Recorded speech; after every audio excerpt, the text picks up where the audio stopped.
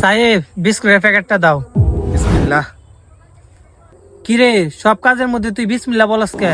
ছোট মালিক, বিসমিল্লাহ বলে কেলে আল্লাহ তাআলা রিজিকের মধ্যে বরকত দান করে। দে বিস্কুট দে, এত জ্ঞান দেওয়া লাগবে না। কাঁচের দ্বারে দেখলে একদম ভালোই লাগে না।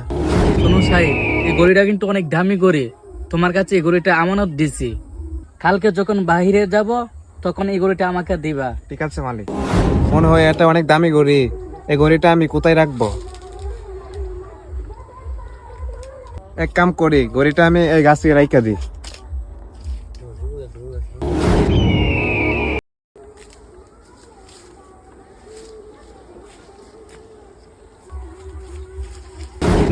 সাহেব এদিকে আসো তো। জি সাহেব বলেন। কালকে যে তোমার কাছে গড়িটা দিলাম না, এটা নিয়ে আসো তো। ঠিক আছে সাহেব।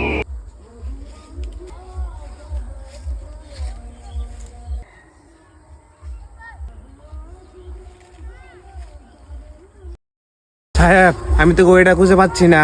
কি, গড়ি খুঁজে পাস না? গড়ির দাম কত জানোস? যা গড়ি বিচারে নিয়ে আয়। আচ্ছা ঠিক আছে মালিক। ঘড়িটা কোথায় গেল? আমি তো ঘড়িটা এখানে রেখেছিলাম। আল্লাহ, আমি যে ঘড়িটা না পাই তাহলে তো আমার চাকরি থাকবে না। আল্লাহ তুমি আমাকে সাহায্য করো। বিসমিল্লাহ। আরে এই তো ঘড়ি। মহাজন, আমি তো ঘড়ি খুঁজে পেয়েছি। হ্যাঁ তাই নাকি? কই দেখি। সাহেব ওই দেখেন ঘড়ি। কি ব্যাপার, তুই গড়ি কিভাবে খুঁজে পাইলি? ছোট মালিক, আমি ঘড়িটা গাছের নিচে লুকিয়ে রেখেছিলাম। আরে এই তো ঘড়ি। তুমি আমাকে সাহায্য করো।